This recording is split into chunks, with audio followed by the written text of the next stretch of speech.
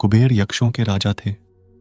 यक्ष बीच का जीवन होते हैं, वे ना यहाँ के जीवन में होते हैं और ना ही वो पूरी तरह से जीवन के बाद वाली स्थिति में होते हैं। कहानी कुछ इस तरह है कि रावण ने कुबेर को लंका से निकल दिया और कुबेर को मुख्य भूमि की ओर पलायन करना पड़ा। अपना राज्य और प्रजा को खोने की निराशा में उसने शिव की पूजा करना शुरू की और एक शिव भक्त बन गया। शिव जी ने दया भाव दिखाते हुए उसे एक अन्य राज्य और संसार का सारा धन दे दिया। इस तरह कुबेर संसार का सबसे अमीर व्यक्ति बन गया। धन मतलब कुबेर। यह कुछ इस प्रकार देखा जाने लगा। कुबेर शिव जी का महान भक्त बन गया, परंतु जब भक्त को यह लगने लगे कि वो सबसे महान भक्त है तो समझ जाएं कि सब खोने वाला है। कुबेर को लगने लगा था कि वो शिव को इतना कुछ अर्पित करता है तो वो एक महानतम भक्त है। और बेशक शिव जी ने चढ़ावे में से विभूति के अलावा कभी कुछ नहीं छुआ, पर कुबेर खुद को महान समझने लगा क्योंकि वो शिव जी को इतना कुछ चढ़ावे के रूप में भेंट करता था।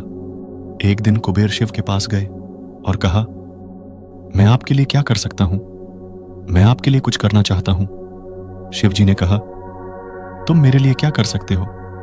कुछ भी नहीं, क्योंकि मुझे किसी चीज की आवश्यकता ही नहीं है।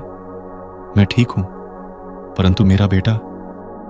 उन्होंने गणपति की ओर इशारा करते हुए कहा, यह लड़का हमेशा भूखा रहता है, इसे अच्छे से खिला दो, यह तो अत्यंत सरल है। कहकर कुबेर गणपति को अपने साथ भोजन के लिए ले गया।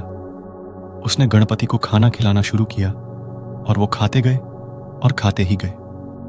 कुबेर ने सैकड़ों रसोइयों की व्यवस्था की और प्रचुर मात्रा में खाना बनाना शुरू किया। उन्होंने यह सारा भोजन गणपति को परोसा और वे खाते रहे। कुबेर चिंतित हो उठे और कहा, रुक जाओ, अगर तुम इतना खाओगे तो तुम्हारा पेट फट जाएगा। गणपति ने कहा, आप उसकी चिंता मत करो।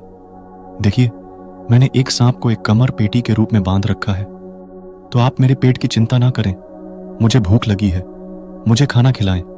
आप ही ने कहा था कि आप मेरी भूख मिटा सकते हैं। कुबेर ने अपना सारा धन खर्च कर दिया। कहते हैं कि कुबेर ने दूसरे लोगों से भी भोजन मंगवा के गणपति को खिलाया।